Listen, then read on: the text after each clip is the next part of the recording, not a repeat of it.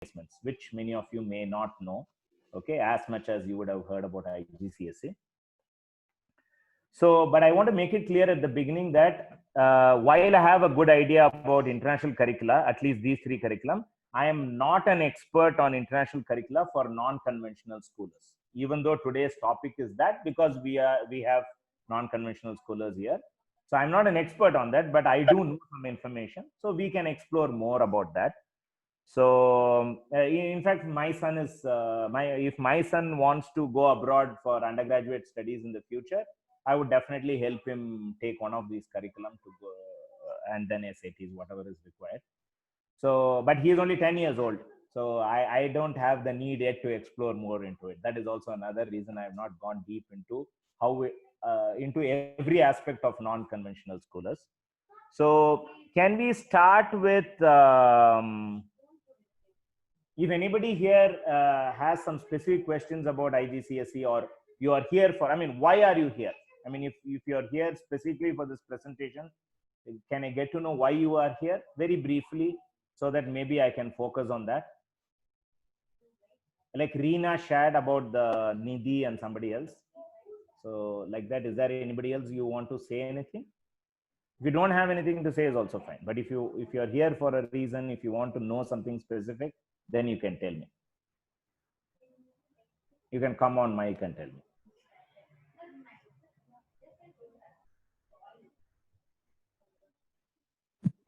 Yeah, Bhargav, here to just explore, like, what are the options available in case, if it is required. So for knowledge, like. Yeah. What's your name? Bhaval, and Krishiv is my son, and he's 12 years. Okay, okay. Yeah. So, yeah, he's 12 years. Yeah, that's what I wanted to know. Okay. Anybody else? Hey, Ganesh, this is Nanda here. I'm Krishwa's father, who is 8 years old. Okay. We are in a mixed mind whether we want to proceed on the conventional school or not. Okay. If we take him out of the conventional school, and in future, if he wants to get into the mainstream, that yeah, that Aditi would be the best to answer that question. Okay. So yeah, and this is not the forum also. We can talk about it. We can definitely talk about it. Slack is, are you on Slack? Yeah, we are in Slack. Yeah. So we can definitely talk about it. Yeah. But I understand your concern. Yeah. Okay. So I'll just proceed. So we'll start with a small icebreaker. Oh, how do I go back? No. What did I do?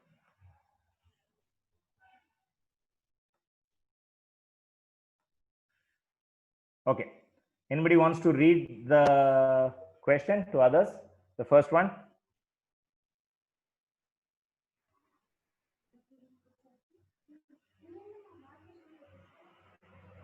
Okay, I'll go ahead and read it.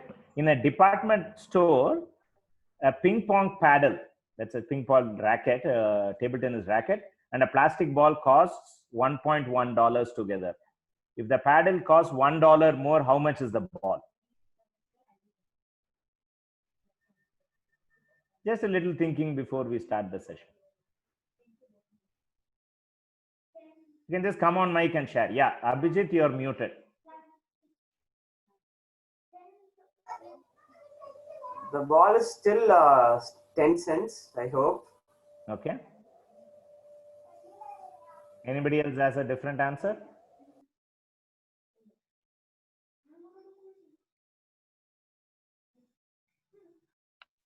I think the ball will come along with it, so it'll cost the same. No, but they have specifically said the paddle costs $1 more. Okay.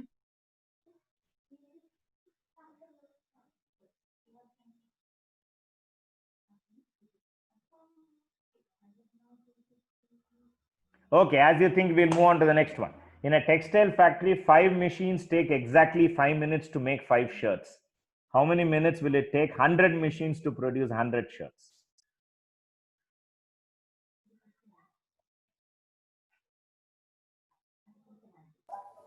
100 minutes.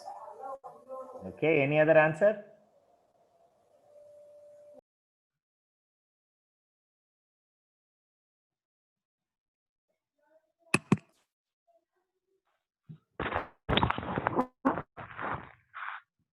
Five minutes. 5 minutes. Okay. Any other?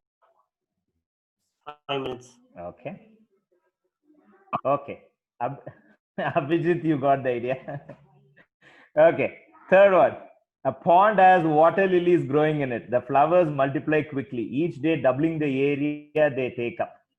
If it takes 48 days for the pond to be completely covered with water lilies, how many days will it take for it to be half covered? So it doubles every day, 48 days for fully covering the pond. How many days will it take to half cover the pond? 47. 47. Okay. Anybody else? Any other answer?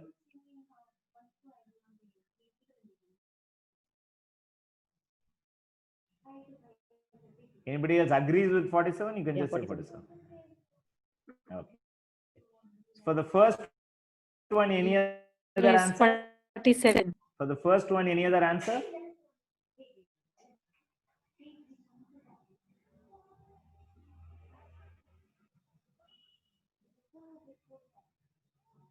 Okay, it's all right. It's not about answers. It's about a little thinking. We will move on. Okay, you can think. Okay, so one of the curriculum I'm going to talk about is the Cambridge Assessment International Education. So formally it used to be called the CIE, Cambridge International Examinations. So maybe you might have heard about CIE. So they primarily offer two curriculum which is relevant to India. One is IGCSE, which is the 10th equivalent exam, and the other one is the Cambridge International AS and A levels, which is equivalent to the 12th. So the IGCSE leads to what is called ICE certification. You do not need to go for the certification. You can just take one exam, two exams, as many exams as you want.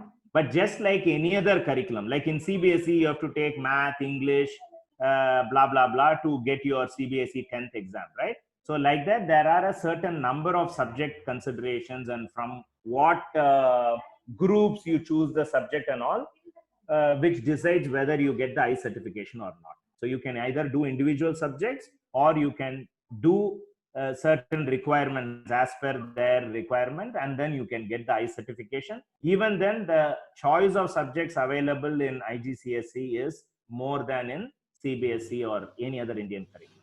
Okay, maybe with the exception of NAOS. Okay, and the AS and A levels is for the 12th. Again, AS is at a lower level and A is at a higher level. That doesn't mean you have to take A. It's not like at 11th and 12th. It's all for 12th graders. You can take AS level at an earlier age also. Generally in schools they do. Okay. And the A levels is at a higher level. Even in IGCSE, you have two levels. One is called the core, which is the lower level, and the extended, which is the higher level. Okay. So anyway, let me not throw too much information at the beginning itself. And the 12th equivalent certification you can look at is AICE, which again has requirements. You need to take at least two languages. You need to take two languages. I don't know if it's for AICE. For ICE it is there. You need to take languages. You need to take some math related subjects. You need to take science related subjects, humanities related subjects, and so on. So in a certain combination, if you take which satisfies their requirement, then you can get the AICE certification, which is equivalent to the 12th certification. At the onset itself, I'll tell you this. Universities, especially in the US and sometimes in Europe also, doesn't, when I say US, I include Canada also, North America. So doesn't always need you to get a 10th or a 12th certification. So you can only do some subjects and then you can do some bridge courses, or you can directly get into college and then start doing the courses. Okay. If you have any doubts in that, we can talk about it later. Let's not again go specific right now, but in general, there are many universities where if you have certain subjects or if you even have certain skills, you can get into the university and then start doing the undergraduate subjects there. They can even offer you bridge course. If you are a really good student, the university will go out of the way to offer a bridge course for you, sometimes for individual students. so that you'll be able to do the whatever is undergraduate studies that you want to pursue. Okay, so that's a support you get in many universities abroad. Okay, and many schools in India are centers for the non-conventional scholars, for any scholars for that matter, for private candidates is what I mean. And also the British councils, which is there in 4 or 5 cities in India, they are also the centers. So which means you can take these exams, whether it's IGCSE or AS levels, you can take in these centers. So there are quite a few centers in India. And by the way, these links are clickable. So when you click IGCSE, it will go into the IGCSE website, specifically information about IGCSE, same way with ICE certification. And when you click many schools in India are centers for non-conventional scholars, it will take you into private candidates, how private candidates can apply, and the list of schools in India where you can write the exams are also available. And lots and lots of learners and teachers support material is available online. And right now, because of COVID, lot of those materials are free, including textbooks.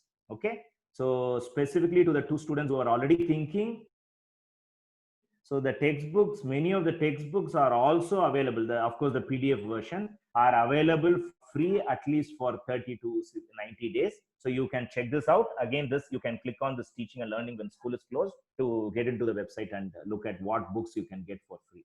Okay. And the other advantage is exams are available in India thrice a year. So you can either take it in March, or you can take it in May, June, or October, November. So like March or October, November can have some subjects may not be available. We need to check. But May, June, of course, session, all subjects are available. So this is one thing.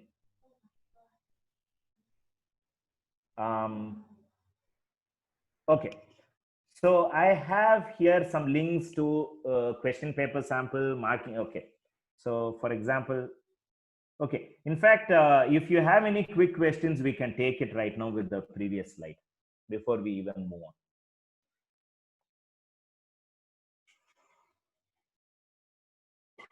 Specific to this slide.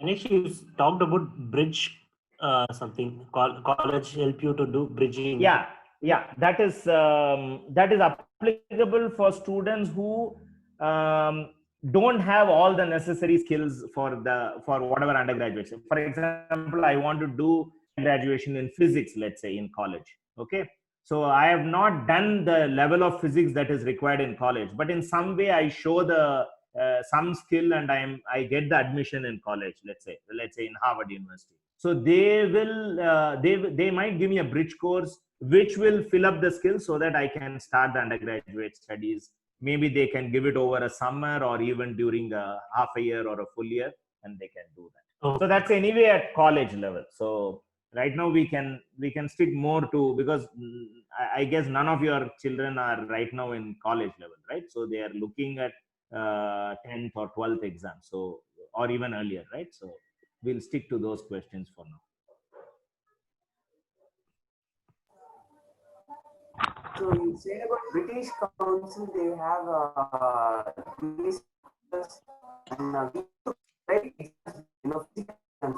okay, you're breaking up, but yeah, British Council are also centers for the exams. So we have to be physically present in order to write the exams, Ganesh? Yeah. Now with COVID, there are restrictions. Yeah, for these exams right now, they are not available online. You need to go there in person. Yeah.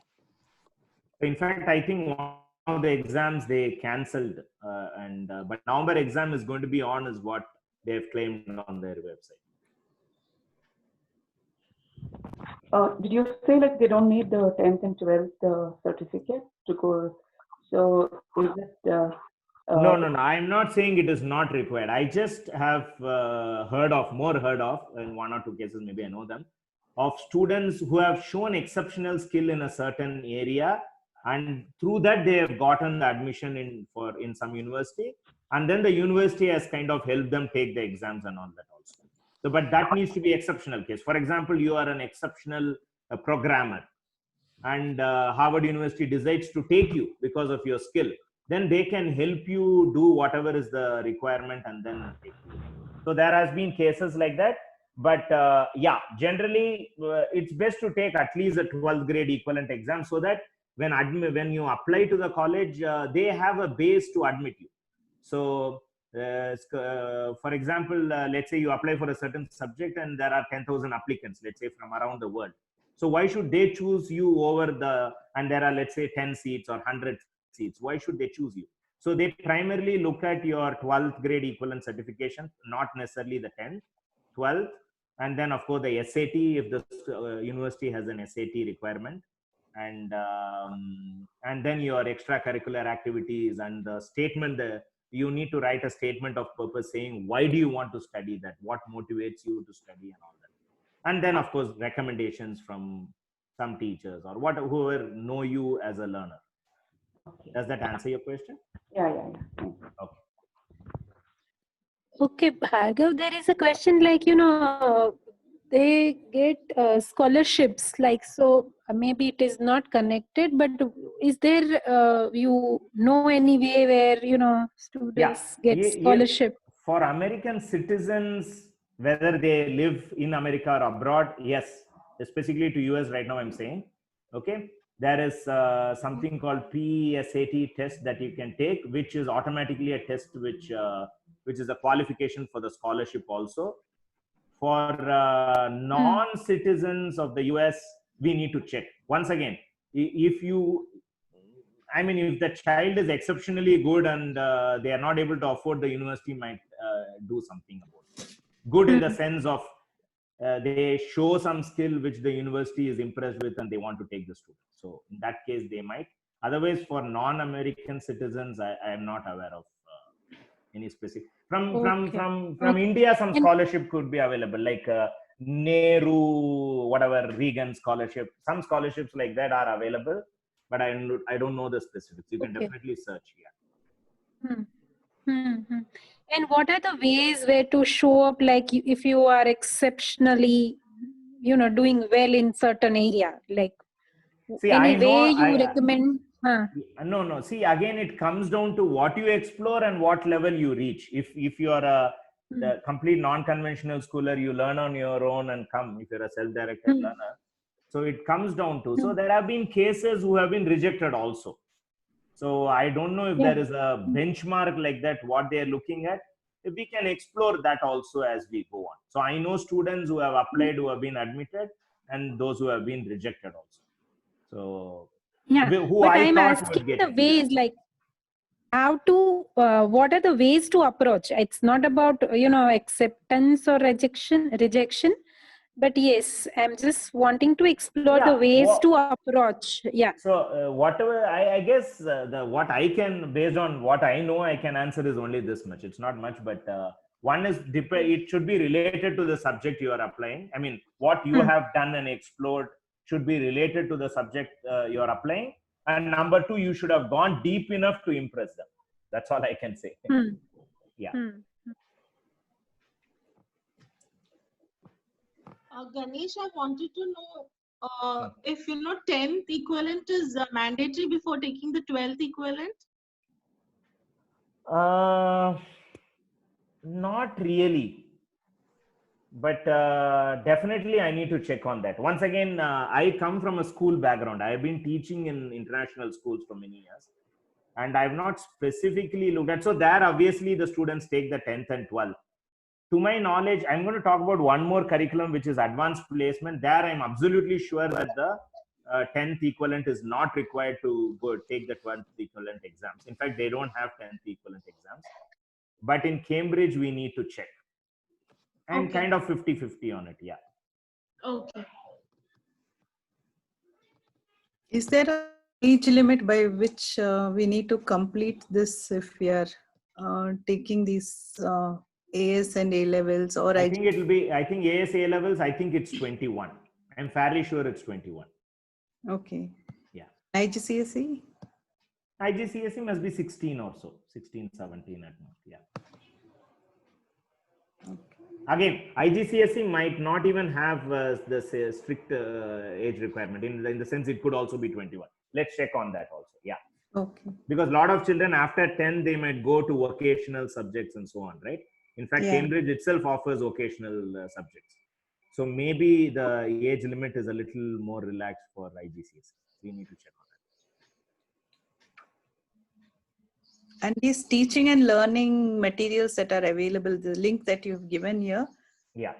Are these materials downloadable? Because I received one and only read-only option is there.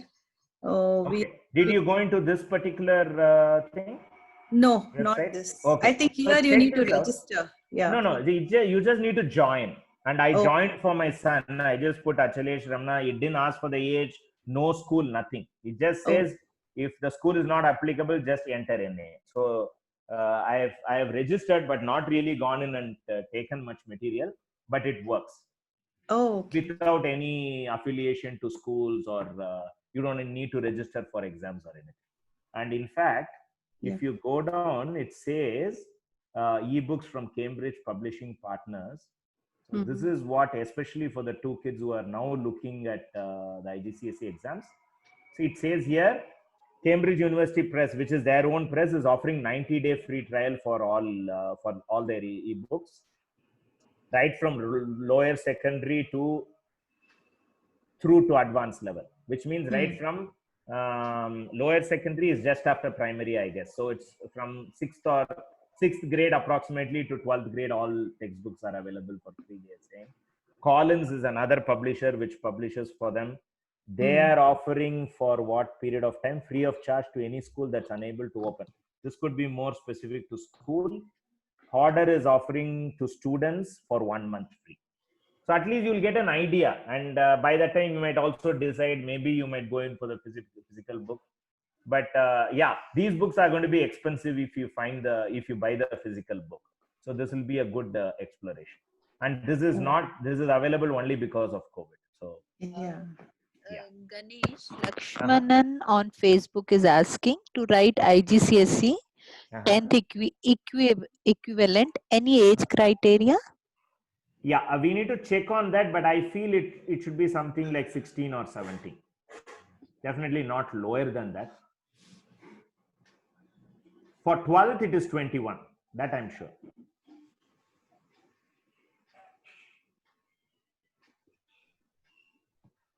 Yeah. Okay. Yeah. Thanks. Yeah, sure.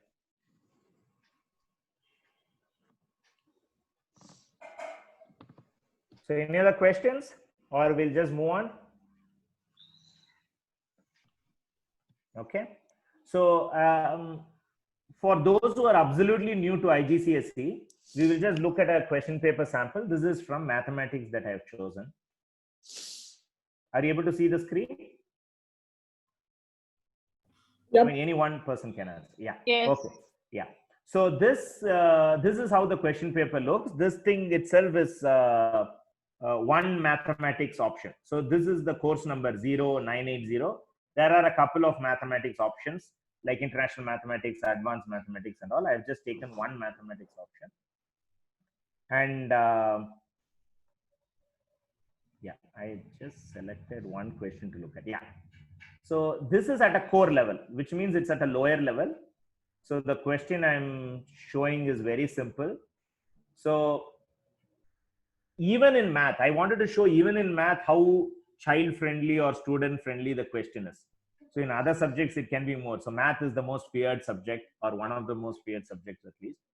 So it says the diagram shows 5 number cards, 1, 2, 6, 7, 8. Put side by side to show how you can get a 2-digit number that is multiplied by 7. So they just have to write the numbers here. So let's say they want to choose 21, they just have to write 2 and 1. So a 2-digit square number. So what can they choose here? 81 is 9 square, so they just have to put 81. A 2-digit cube number, again 27, whatever it is. So this is just one question. So, and one other thing is, in most of the questions,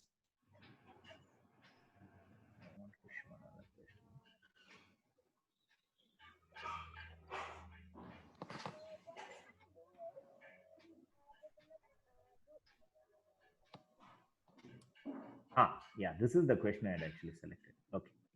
So once again, this question is more visual. So it's not just about mathematics. It also tests logic. It also tests, so they have given pattern 1, pattern 2, pattern 3. So by now, most of us would have guessed what pattern 4 would be, right? So the entire question is based on the same diagram. So now the question will build. In part A, they are just asking you to draw the pattern 4 on the grid. So in the same grid, they can answer the question. So these questions will be answered in the question paper itself. And for part B, they will complete, okay, the number of dots in each pattern and the number of lines, the thick bold lines in each pattern. So the next question takes them through to find an expression which connects, find an expression in terms of n, where where n is the number of the pattern, okay, the number of dots in each pattern. So they want you to find a connection between the different number of dots and number of lines depending on the pattern number. So the same question on NIOS might be directly like, okay, 1, 3, 5, or 4, whatever the number of dots, 2, 3, 4. So find a pattern between them. Or number of lines could be 4, 7, something, find a pattern. So here, since it's more visual and they take step by step, even on the question paper, the child gets time and opportunity to think, even if the child has not done a question like that, to think and answer. So it is not about what you already know, but it is about what you can think even on the exam paper and come up with whether it's a pattern or whatever kind of answer. So that way I have found that whether it's IGCSE, A-levels or advanced placement, much more student friendly than some of the Indian curriculum. So, and these papers, lots of papers are available online. Several years papers are available online for free. And you can go and look at them if you are preparing for IGCSE exams. So they also have additionally what is called a marking scheme. For example, if we look at question, you might have to tilt your heads and look at it.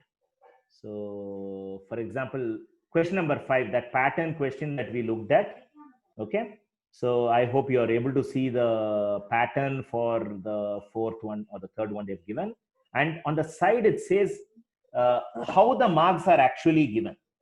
So for example, again, I'm not going into detail. I'll just say briefly for 5B, if you look at, they're saying just the numbers they have given, which needs to be filled in the table. It doesn't matter if you don't remember the table. So if you have written at least number 11, you get 1 mark for this. If you have also written 31, you get 1 more mark. If you write all this, you get the other 2 marks. Or if you get only 1 mark if you have written 2 out of the 4. So it doesn't matter what the question itself is. So that this detailed marking scheme is available. So what is the advantage? So as you prepare for the exam, you will know exactly where you will get marks and where you will not get marks. So you can answer accordingly. So in fact, one of the guiding principles of Cambridge, whether it's for IGCSE or AS levels, is to test what the student knows and not test or torment or penalize for what the student doesn't know. So they are trying to bring out what the student already knows and they can think a little more and answer during the exam. So that is the general philosophy of the Cambridge curriculum. And each one has a detailed course syllabus where every little detail of what they like for example, the mathematics I've shown, the same course syllabus sample I've put. So you can go into it and look in detail, and there is also something called a learner guide, which is beyond the syllabus. So this is usually a big document. So basically for each subject, okay, let's say a child takes maths, physics, chemistry, business studies, computer science for his or her IGCSE. So for each subject, there is a document like this. It's a detailed, this is a 73-page document. So the syllabus guide gives you only the syllabus. This goes, again, this talks about the syllabus. It talks in detail about how you will be assessed on each of the exams, what skills will be assessed, and example candidate response. Okay, and some revision material is also available. For example, I'll just go into one of the pages and show you. And of course, the marking scheme is also explained in this. And they also give a checklist of how you need to prepare for the exam, what all you need to have ready and all that. So tips for revision of Cambridge IGCSE mathematics. So what all you need to do before you revise, just before the exam. Some mind maps are there.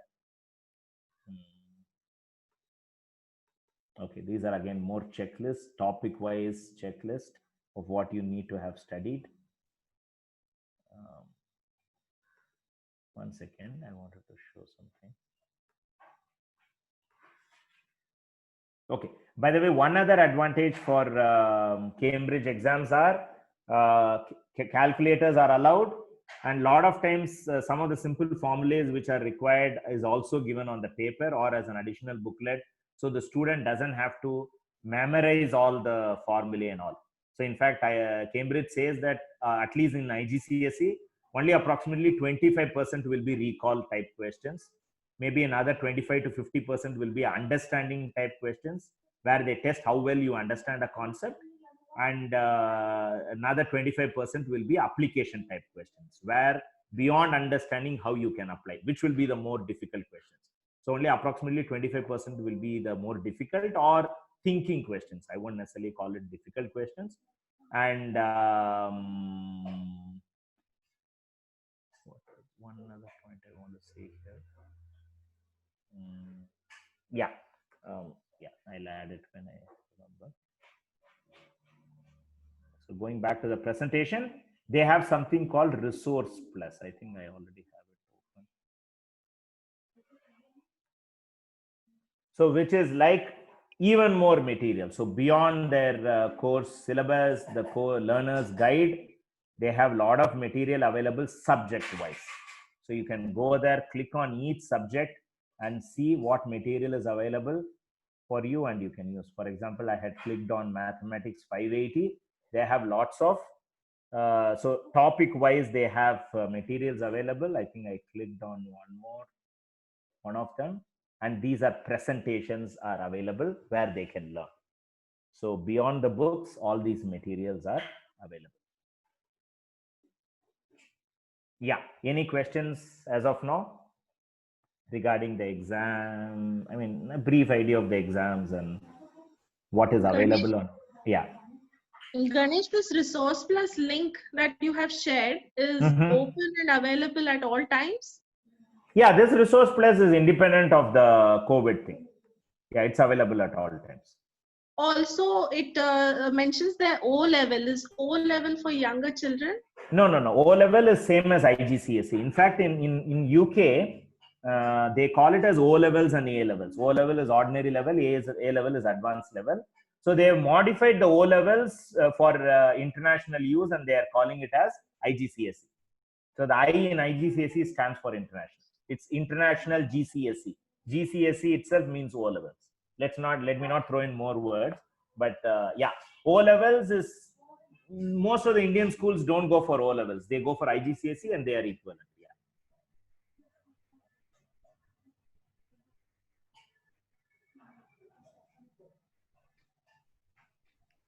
Yeah, okay. Also, when we go into the IGCSE website, there are like, let's say, English. There is English for first language learners, second language. Then there's English literature. Okay. Let's take English first and second language. No, English as second language probably doesn't apply to us because we don't come under that category. We may not come under that. Your English knowledge should be too low to do English as a second language. For example, Chinese students, Korean students generally take ESL, English as second language. So, but then we can take second language as other languages, for example, Hindi, French, and other. Yeah, definitely, yeah. Okay. In fact, yeah.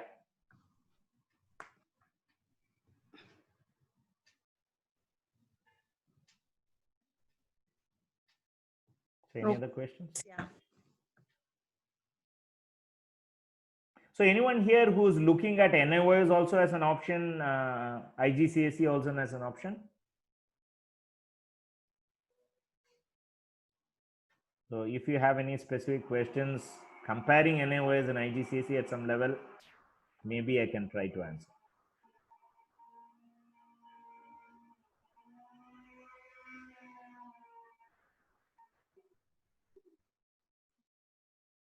So can a student who've done NIOS 12th year apply to foreign universities abroad? Yeah, definitely, definitely. See, So yeah, continue. Okay, is there any other requirement other than the NIOS certification? Yeah, the SAT might be a requirement, SAT or ACT, which is like an entrance exam. But most universities have recently done away with it, and especially after the COVID, many have either completely done away with that requirement or they have temporarily stopped that requirement because many students are not able to take it. They want to be fair to everyone.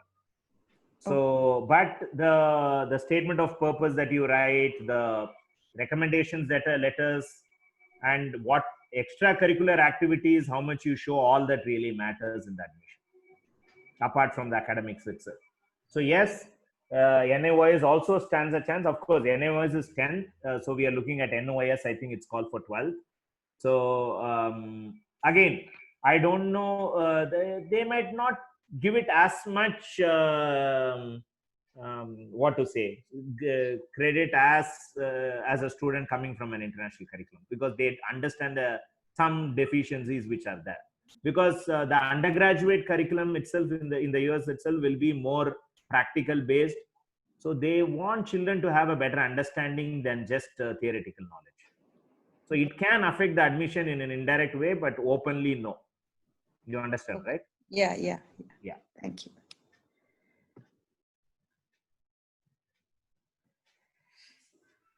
Okay, for younger children, I'm just looking at the chat. For younger children, again, you can go and look at the resources. Some of the resources are already available. Even for the very young children, even in English, math, how to introduce various concepts. You have to understand, Reena will know. So in IGCSE English, unlike in Indian subjects, you mentioned the other day also. So unlike in Indian curriculum English, there is nothing to memorize. There is no prose, there is no poetry that needs to be memorized. It's mostly reading comprehension based. So they'll give a passage. The questions will be more like, what is the author thinking? With what attitude did the author write? Whether it is sarcasm or happiness or whatever. So what is the author trying to say in this particular line? In this particular line, this word, what is the author trying to convey through this word?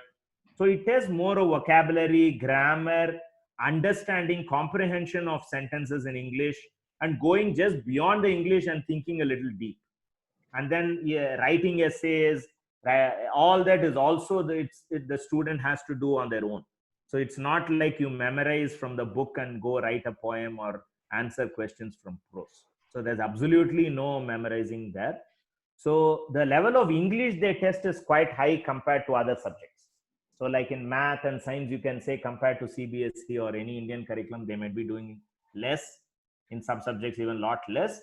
But in English, definitely the expectation, the requirement is much more. And that's where most students in India struggle when they take international curriculum. It applies to all international curriculum in India. So you can look at English material, which is available online. And some of the earlier questions, did you mention the word SAP or the letter of purpose? Yeah, letter of, you can call it as a statement of purpose or letter of purpose. What would be the fee for? Yeah. So the fee for IGCSE would obviously be more.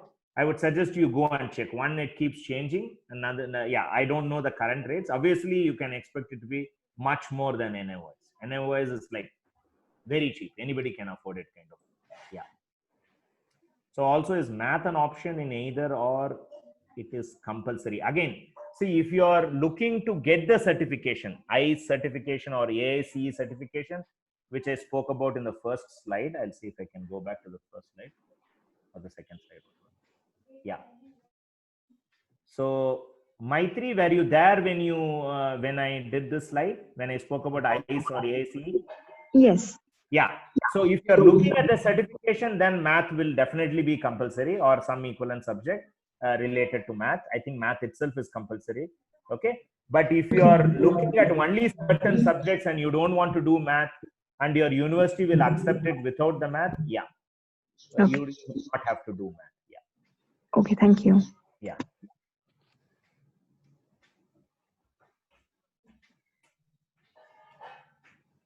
Once again, at ASA levels, I don't think math will be compulsory, just like in India. I mean, if you want to do pure science, you can go pure science. Yeah. So any other questions or shall I move on? I just have one more slide mainly about the other curriculum I'm going to talk about, advanced placement.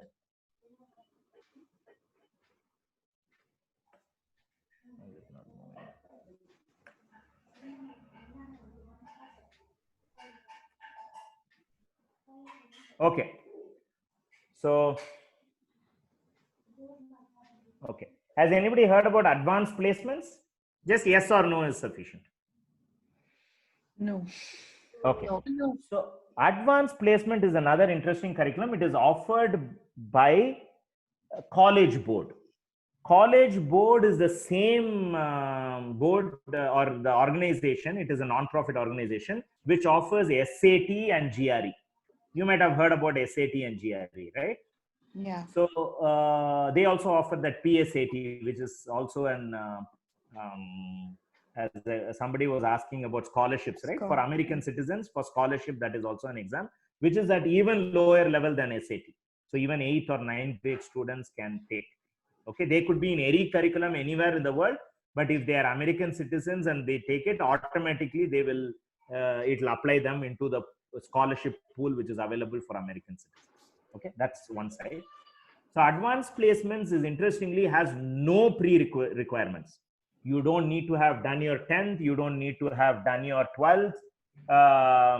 Any other board. You didn't have to sit in any school. You can just go take exams. And the best part about advanced placement is they are not just school exams, but those exams are somewhere in between school and college level exams. So what does it really mean to us? It means that if you take advanced placement exams, let's say you take advanced, let's say I take advanced placement in calculus, physics, chemistry, world literature, English. Let's say I take these 5 subjects, okay? And I can directly apply to an American university, Canadian university, and many European universities also for college admission. So I have not taken 10th. I have not sat in any school. I just directly do advanced placement in these 5 subjects, and something related to this I apply for college. Now I don't only get admission. Let's say I get admitted because my other stuff is also good, like my extracurricular activities, my statement of purpose, my recommendation letters, they are all good, and I get admitted into the university.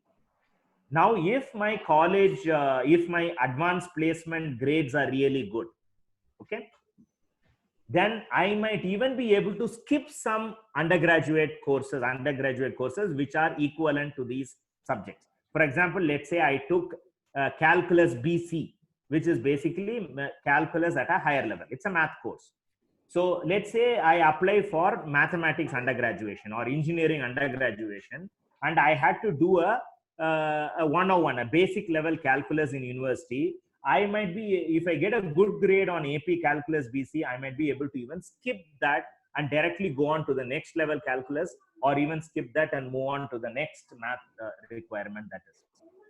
I know many students who have skipped up to 1 full year of college because they have done their advanced placements in the relevant subjects. So basically you finish your undergraduation in 3 years as against 4 years. In the US, Canada, and many European colleges also, the way it works is they have credits. So I think some universities in India are also trying that. So they have credits where each subject has some certain credits, and you add them up, and you need to have minimum so many credits to finish your undergraduation. Let's say your undergraduation requirement is 100 credits. So your math 101 might have 3 credits, math 102 might have 4 credits. Like that, they keep adding. Once you finish the 100 credits with the core courses that you need to have done, you get your undergraduate degree, your B.Tech or BE or BSc equivalent degree, you get that. So if you get credits, and if your advanced placement scores are good, you can get credits for them. So which means that they add up to your college credits. So at this stage, is there any questions? Because I've thrown in a lot of words. I don't even know I've explained it clearly.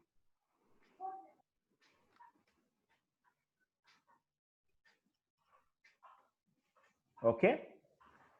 So once again, I have put some clickable links here. So how does it work taking advanced placement in India?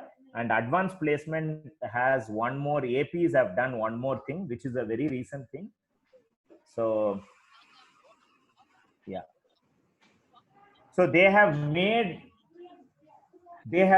most of the, they have made a lot of materials available on YouTube also.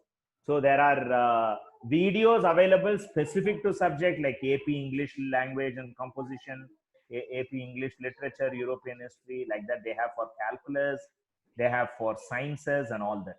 So you can just go click on them.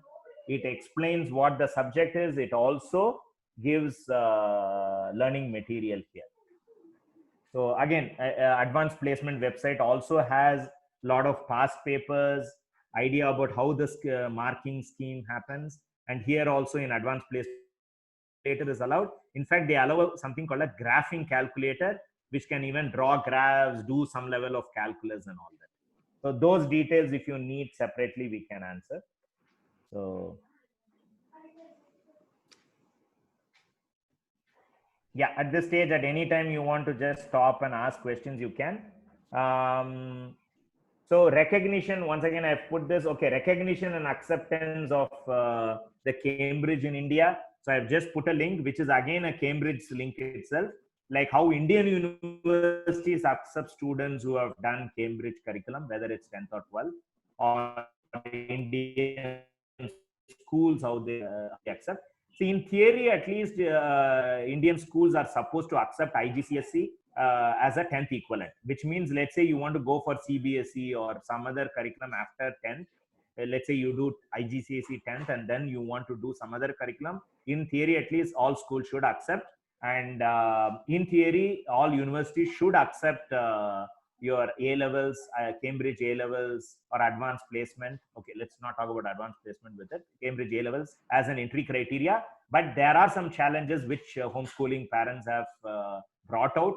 Sometimes the universities will ask, we don't understand their grading system, bring an equivalent exam, equivalent grade, for which you might have to run around, and all that is there. No objection certificate, this, that, and all is there. You know how it works in India. So I don't know the details of that. Even Aditi might be able to answer some of the questions. Some of the parents here might also know. So we can definitely explore when you reach the stage of taking up IGCSE or A-level preparation more seriously, then we can look at these aspects. But this link will definitely answer many of your questions. And what about non-conventional schoolers? Here also, I think I have added a link. So, and for IGCSE, there are many other, like Worsley Hall. There are many organizations which are available, which give online classes. So for specific subjects or for all the subjects and all that. Of course, it's going to be a lot more expensive than just taking the exams, because they're going to charge for the tutoring and all. But my suggestion would be thoroughly explore each subject before you decide to go for any coaching per se, because mostly with the material available, especially if you're a homeschooler, if you have decided already to learn at home and some support is available for you, mostly you should be able to do on your own, especially IGCSE. So I don't think any additional coaching is required, but definitely additional coaching is also available. Some, of course, individual tutors are available. I also do some individual tutoring online, but these Worsley and all that are available, where they do different subjects. All subjects they do at one place. It's like an online school. So that is also available. Yeah. So that's it. So Any questions?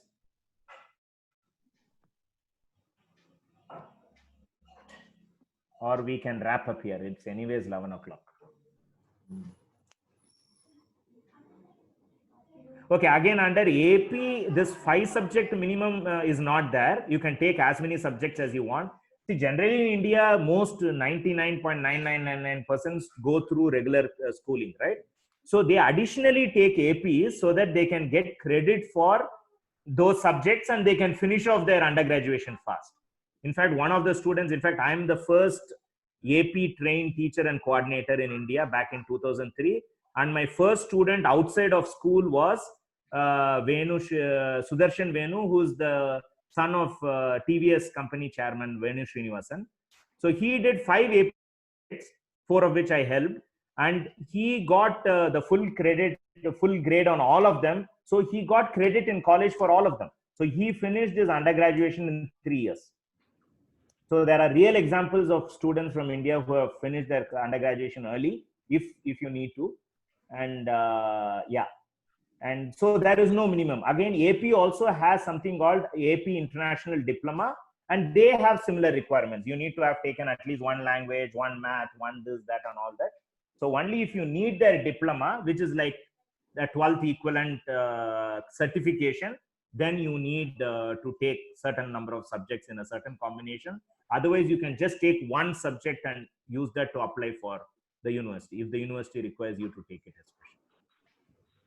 How are the study material like compared to NIOS, like the NCERT books? You know, like if you're following this. Yeah, sorry, Ushaira. The kids are joining for the next session.